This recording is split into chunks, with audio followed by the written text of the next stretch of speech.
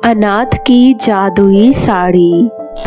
एक गांव में 13 साल की कोमल अपने 5 साल के भाई आदित्य के साथ रहा करती थी। कोमल के माता पिता की कुछ समय पहले ही करंट लगने के कारण मृत्यु हो गई थी। अपने माता पिता की मृत्यु के बाद कोमल कभी फुटपाथ पर तो कभी रेलवे स्टेशन पर गुब्बारे एवं खाने पीने की चीजें बेचा करती थी, लेकिन फिर भी उसका काम अच्छा नहीं चल पाता था। इसलिए निराश होकर एक दिन कोमल अपने आप से बोलती है, माता पिता, आप हमें छोड़कर क्यों चले गए? जब से आप हमें छोड़कर गई हैं तब से सब कुछ बेकार सा हो गया है। मुन्ना कितना रोता है और मैं कोई काम करती हूँ तो उससे मुझे ज्यादा पैसे भी नहीं मिलते हैं। जैसे तैसे मैं मुन्ना के दूध के लिए पैसे जुटा पाती हूँ। अब आप ही बताइए कि मैं क्या करूँ, कैसे मुन्ना और अपना पेट पालूं? कोमल अपने आप से ऐसी बातें करके घर में इधर उधर राशन ढूंढने लगती है, लेकिन उसे पूरे घर में कहीं भी राशन नहीं मिलता। कोमल ये सब कुछ देखकर बहुत ही निराश हो जाती है और रोने लगती है। इतने में मुन्ना भी रोने लगता है। ये देख कोमल चुप हो जाती है और मुन्ना को गोद में उठाकर बोलती है, मुन्ना चुप हो जाओ, रोते क्यों हो? मैं तुम्हें खाना कैसे खिलाऊं? मुझे तो खुद कुछ समझ नहीं आ रहा। घर में खाने के लिए एक दाना भी नहीं है। कोमल मुन्ना को चुप नहीं करा पाती और मुन्ना लगातार रोता रहता है। इसलिए कोमल आस पड़ोस से दूध मांगने के लिए चली जाती है, लेकिन कोई उसे दूध नहीं देता। तभी कोमल गौशाला के पास जाती है और बोलती है, काकी, मेरा मुन्ना बहुत रो रहा है, उसे बहुत तेज भूख लगी है। मेरे पास उसको खिलाने के लिए कुछ भी नहीं है। क्या आप आज के लिए मुझे थोड़ा सा दूध दे सकती हैं? हाँ बेटा, जरूर। मैं तुम्हारी सारी परेशानी समझ सकती हूँ। तुम्हें चिंता करने की कोई जरूरत नहीं है। अभी मैं दूध लेकर आती हूँ।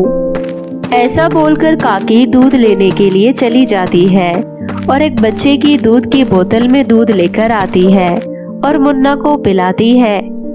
ऐसे ही दिन गुजर रहे होते हैं। काकी कोमल को अपने पास काम पर रख लेती है। कोमल काकी की गौशाला में साफ सफाई और गोबर के उपले बनाने का काम करने लगती है। वहां रहकर काकी कोमल को खाने पीने के लिए 2 वक्त की रोटी भी दे दिया करती थी और साथ में मुन्ना को दूध भी दे दिया करती थी। धीरे धीरे करके कोमल बड़ी हो जाती है। मुन्ना भी अब 8 साल का हो जाता है और वो भी अच्छे से चलने फिरने लगता है। तभी एक दिन कोमल काकी से बोलती है, काकी, हमें और दूध शहर में भी देना चाहिए और हमें और भी गाय खरीद लेनी चाहिए, जिससे हम यहाँ पर भी अपनी दूध की डेयरी खोल सकते हैं और साथ में शहर में भी दूध सप्लाई कर सकते हैं। लेकिन बेटा, ये सब कुछ कैसे होगा? आप चिंता मत करो काकी, मैं हूँ ना। काकी का भी इस दुनिया में कोई नहीं था, इसलिए वो कोमल और आदित्य को अपने बच्चे की तरह प्यार करने लगती है और उनको खाने पीने में किसी चीज की कमी नहीं होने देती है। कोमल भी काकी को अपनी माँ की तरह समझने लगती है और उनकी सेवा भी करती है। धीरे धीरे काकी और भी गाय खरीद लेती है और कोमल शहर जाकर दुकानदारों से बात करके आ जाती है और अगले दिन से ही कोमल गायों को दूध निकालकर बड़े बड़े बर्तनों में भरकर उन्हें टेम्पो में चढ़ाकर शहर में बेच देती है। ऐसे ही ये सिलसिला चलता रहता है। धीरे धीरे करके कोमल को बहुत मुनाफा होने लगता है और वो कुछ दिनों में और भी गाय खरीद लेती है और गांव में भी एक डेयरी चलाने लगती है। ये देख काकी बहुत ही ज्यादा खुश होती है और बोलती है, कोमल, जब से तुम मेरे घर में आई हो, मानो सचमुच लक्ष्मी घर आ गई है। आज तुम्हारी वजह से ही ये सब कुछ हो पा रहा है। मैंने कभी सपनों में नहीं सोचा था कि हम इतनी तरक्की कर पाएंगे, लेकिन अपनी आंखों से ये सब होता देख मुझे बड़ा ही अच्छा लग रहा है। काकी, ये सब कुछ मैं आपके लिए ही कर रही हूँ। मुझे याद है जब मेरा भाई छोटा था तो कोई भी उसे दूध नहीं दिया करता था। सिर्फ केवल आप ही थी जिन्होंने हमारी मदद करी। तो क्या मैं आपके लिए इतना नहीं कर सकती? और वैसे भी आप मेरी माँ हैं। हमने अपनी माँ को तो खो दिया, लेकिन मुझे नहीं पता था कि एक माँ को खोने के बाद हमें दूसरी माँ भी मिल जाएगी। हाँ बेटा, मैं तुम्हारी माँ ही हूँ। अब मुन्ना 8 साल का हो गया है और हमारे पास इतने पैसे भी जुड़ गए हैं, इसलिए क्यों ना हम मुन्ने को स्कूल में एडमिशन करा दे। पढ़ाई लिखाई जीवन में बहुत जरूरी है। तुम तो पढ़ लिख नहीं पाई, लेकिन मैं चाहती हूँ कि मुन्ना पढ़ लिख जाए। हाँ काकी, आप सही कह रही हैं। मैं कल ही जाकर मुन्ना का एडमिशन करा देती हूँ। हाँ बेटा, अच्छे से प्राइवेट स्कूल में एडमिशन कराना। हाँ काकी, चलो खाना खाते हैं, मुझे बहुत जोरों से भूख लगी है। कोमल और काकी और मुन्ना तीनों खाना खाने लगते हैं। अगले दिन कोमल मुन्ना का स्कूल में एडमिशन करवा देती है और फिर मुन्ना स्कूल जाना शुरू कर देता है। वहीं कोमल गांव में डेयरी संभाला करती और शहर में भी दूध सप्लाई किया करती। ऐसे ही दिन गुजर रहे होते हैं। तभी एक दिन अचानक से काकी की मृत्यु हो जाती है। ये देख कोमल और मुन्ना बहुत रोते हैं। जैसे तैसे कोमल काकी का अंतिम संस्कार कर देती है। पड़ोस में रहने वाली सुमन ये सब देखकर बहुत खुश होती है, क्योंकि उसके मन में अलग अलग ही विचार आया करते थे और वो जैसे तैसे कोमल को बर्बाद करना चाहती थी, क्योंकि कोमल बहुत अच्छा पैसा कमाने लगी थी। तभी एक दिन सुमन कोमल के तबले में एक गाय को चुपके से जहर खिला देती है। अगले दिन सुबह सुबह कोमल जब उठती है तो वो देखती है कि उसके तबेले में एक गाय जमीन पर पड़ी हुई है। ये देखकर कोमल गाय के पास जाती है तो वो देखती है कि गाय की तो मौत हो चुकी है। ये देख कोमल बहुत ज्यादा डर जाती है और उसे समझ ही नहीं आता कि आखिरकार ऐसा हुआ क्यों। उसे कई बार शक भी होता है कि जरूर कोई न कोई काकी के ना होने का फायदा उठा रहा है, लेकिन वो जानती नहीं थी कि इसके पीछे कौन है, इसलिए वो किसी को कुछ भी नहीं बोल सकती थी। ऐसे ही दिन गुजर रहे होते हैं। एक दिन कोमल के गांव में जो दूध की डेयरी होती है उसमें सुमन आग लगा देती है। जब इन सब की खबर कोमल को लगती है तो उसके पैरों तले जमीन खिसक जाती है और वो तुरंत पुलिस को कंप्लेंट करके सब कुछ बताती है। तभी सुमन अपने कुछ गुंडों को भेजकर कोमल को मारने की धमकी देती है। कोमल और मुन्ना दोनों बहुत डर जाते हैं। तभी कोमल मुन्ना को लेकर एक नदी के पास जाती है और वहां जाकर बोलती है, हे नदी, मैं और मेरा भाई हम दोनों कूदकर जान देना चाहते हैं, क्योंकि अब बहुत हो गया है। जब से काकी हमें छोड़कर गई है तब से हमारा जीना दुश्वार हो गया है। कभी कोई गाय को जहर खिला देता है तो कभी कोई डेयरी में आग लगा देता है, लेकिन आज तो हमें मारने की धमकी दी है। मुझे पता है कि ये समाज हमें बिल्कुल भी जीने नहीं देगा, इसलिए हम दोनों खुद इस नदी में कूदकर जान देना चाहते हैं। माँ, पिताजी, मैं और मुन्ना आपके पास आ रहे हैं। ऐसा बोलकर जैसे ही कोमल नदी में कूदती है तो नदी परी कोमल और आदित्य दोनों को पानी से बाहर निकाल लेती है और बोलती है, कोमल बेटा, तुम इतनी सी बात पर जान क्यों देना चाहती हो? जिंदगी बहुत ही अनमोल होती है, इसलिए हमें हर परिस्थिति में सामना करना आना चाहिए। और फिर तुम चिंता क्यों करती हो? जो कुछ भी तुम्हारे साथ हुआ वो सब कुछ ठीक हो जाएगा। लेकिन कैसे? कोमल, मैं तुम्हें एक जादुई साड़ी देना चाहती हूँ, जिसको पहनकर तुम जिस किसी का भी नाम लोगी वो सोने का हो जाएगा, और साथ में ये जादुई साड़ी तुम्हारी रक्षा भी करेगी। इसलिए तुम्हें चिंता करने की कोई जरूरत नहीं है। ये जादुई साड़ी लो और खुशी से अपनी जिंदगी जियो। धन्यवाद परी, जो आपने आज हमारी मदद करी। कोमल परी का धन्यवाद करके अपने भाई आदित्य के साथ वापस से अपने घर चली जाती है और घर जाकर उस साड़ी को पहनती है और बोलती है, हे जादुई साड़ी, इस मटकी को सोने में बदल दो। कोमल के इतना बोलती ही मटकी सोने के रूप में बदल जाता है। ये देख कोमल और आदित्य बहुत खुश होते हैं, जिसके बाद दोबारा से कोमल अपनी डेयरी की शुरुआत करती है और डेयरी में कैमरे और अच्छे अच्छे ताले भी लगवाती है और साथ में अपने तबेले को एक नया रूप दे देती है और वहां पर भी अच्छे से ताले लगाती है, जिससे कि कोई भी तबेले के अंदर ना आ सके। ये सब देखकर सुमन हैरान रह जाती है और वो सोचती है कि अब वो कैसे तबेले में घुस पाएगी और कैसे डेयरी पर आग लगा पाएगी। तभी सुमन के मन में एक और आइडिया आता है। मैं एक काम करती हूँ, इनके तबेले और डेयरी पर कुछ नहीं कर सकती, लेकिन इसके घर में तो कर सकती हूँ ना। ऐसा करती हूँ, रात को इनके घर में एक सांप छोड़ देती हूँ, जिसके बाद दोनों भाई बहन मर जाएंगे और किसी को पता भी नहीं चलेगा कि ये सब मैंने करा है। ऐसा सोचकर सुमन रात होने का इंतजार करती है और रात होते ही सुमन 2 जहरीले सांप कोमल के घर में छोड़ देती है और चुपचाप जाकर अपने घर में सो जाती है। तभी जादुई साड़ी से एक रोशनी निकलती है और सांप के ऊपर पड़ जाती है, जिसके बाद वो सांप वापस से सुमन के पास चले जाते हैं और बोलते हैं, हे दुष्ट औरत, हमें पता है कि तू बहुत समय से कोमल को परेशान कर रही है, इसलिए हम चाहते हैं कि तू अपना गुनाह कबूल कर ले, नहीं तो हम तुझे काट कर मार डालेंगे। हाँ, मैं माफी मांगती हूँ, मुझे जाने दीजिए। ऐसे नहीं, तुझे एक कागज पर सब कुछ लिखना होगा कि कैसे कैसे तूने क्या क्या करा है। सांप के डर से सुमन जल्दी से एक कागज पर सब कुछ लिख देती है, जिसके बाद सांप सुमन को काट लेता है। सांप के काटते ही सुमन की मृत्यु हो जाती है। अगले दिन सुबह सुबह जब सुमन की मृत्यु की खबर कोमल को लगती है तो वो देखने के लिए जाती है, जहाँ पर पुलिस भी मौजूद होती है और वो सुमन के द्वारा लिखे हुए पर्चे को पढ़ लेती है, जिसके बाद वो कोमल से पूछताछ करती है। कोमल भी पुलिस को सब कुछ बता देती है, जिसके बाद सुमन का केस पुलिस वाले देखते हैं। वही कोमल और आदित्य एक साथ हंसी खुशी से रहते हैं और जादुई साड़ी की मदद से अपना हंसी खुशी से जीवन बिताते हैं। सिंड्रेला का नया लहंगा और सैंडल। सिंड्रेला का जन्म फ्रांस के एक गरीब परिवार में हुआ था। सिंड्रेला जब 5 साल की थी तभी सिंड्रेला के माता पिता की मृत्यु हो गई थी।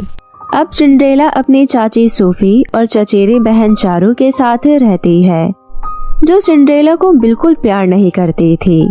सिंड्रेला की चाची सूफी और चारू दोनों सिंड्रेला पर खूब अत्याचार करते हैं, उनसे घर का सारा काम करवाते हैं। सिंड्रेला उनके घर में सिर्फ एक नौकरानी बनकर रहती थी।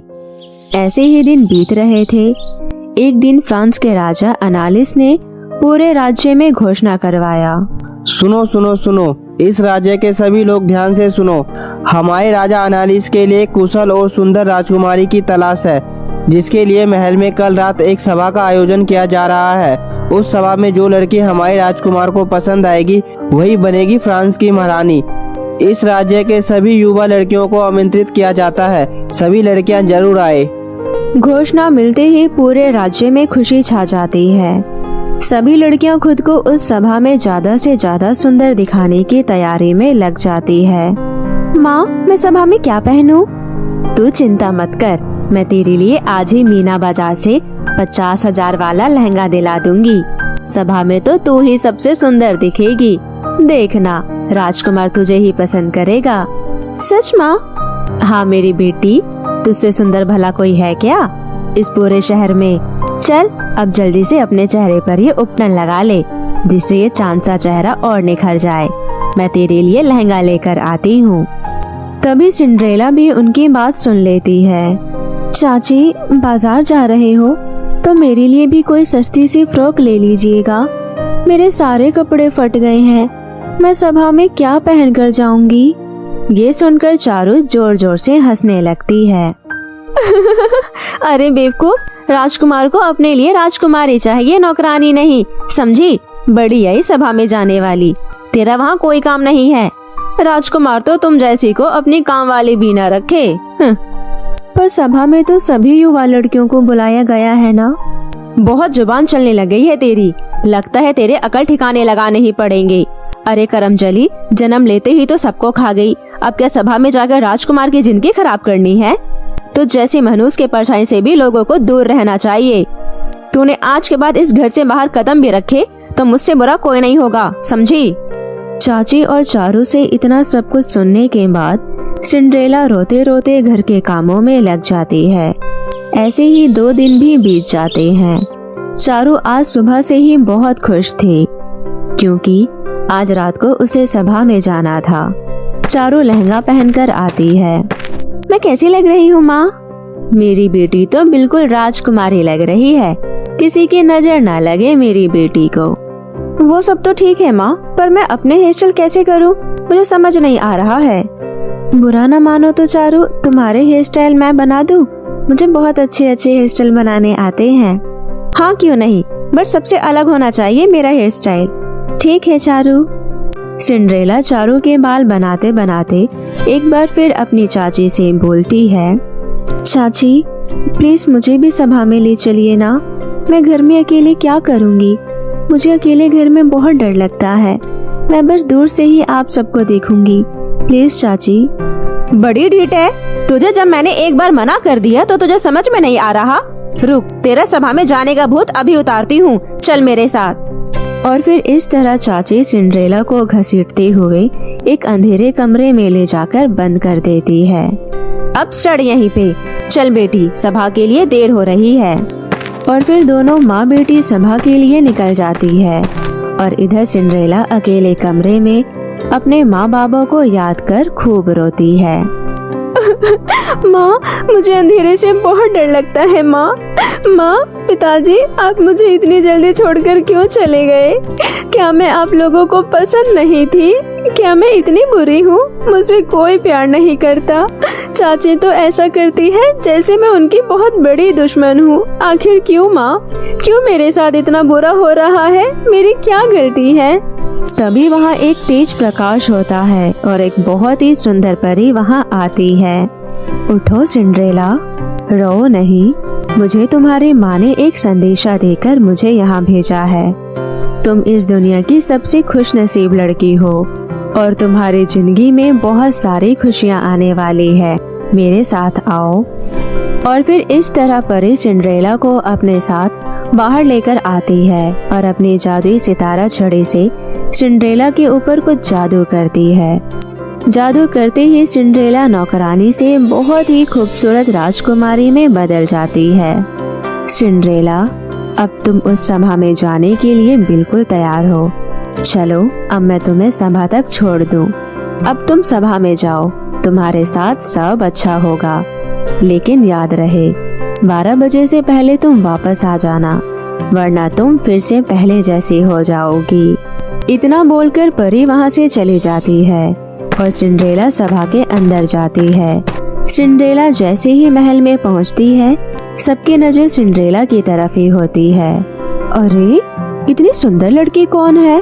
कहाँ से आई है? हमारे यहाँ की तो नहीं लगती, बट बहुत ही प्यारी है। चारू भी सिंड्रेला को देखकर उसे नहीं पहचान पाती है। चारू सिंड्रेला के आगे जाकर खड़ी हो जाती है। कुछ ही देर में राजकुमार अनालिश आते हैं। अनालिश के आते ही उसकी नजर सबसे पहले सिंड्रेला पर जाती है और उसे हटती ही नहीं।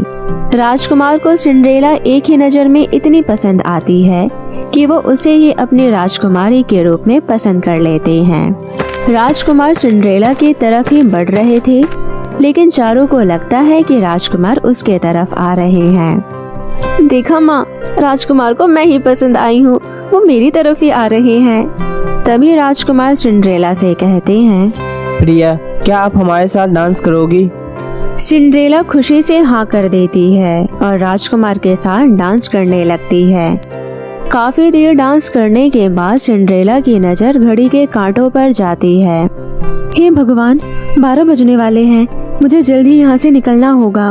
और फिर सिंड्रेला राजकुमार का हाथ छुड़ाकर वहाँ से चली जाती है। अरे सुनिए तो, हेलो, यह अपनी सैंडल तो लेते हुए जाइए। लेकिन सिंड्रेला मुड़कर नहीं देखती और भागते हुए अपने घर की तरफ चली जाती है। इधर राजकुमार सिंड्रेला को हर तरफ ढूंढते हैं, लेकिन वो उसे कहीं नहीं मिलती। बस मिलती है तो उसकी एक सैंडल, जो भागते वक्त वहाँ छूट गई थी।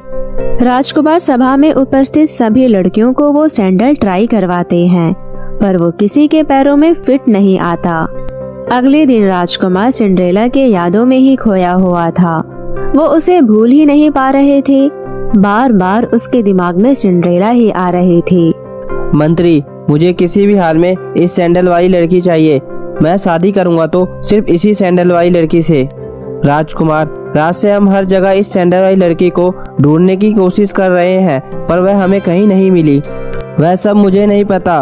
वह आसमान से तो नहीं आई थी ना, इसी राज्य से आई थी। जाओ और आज के एक एक घर छान मारो।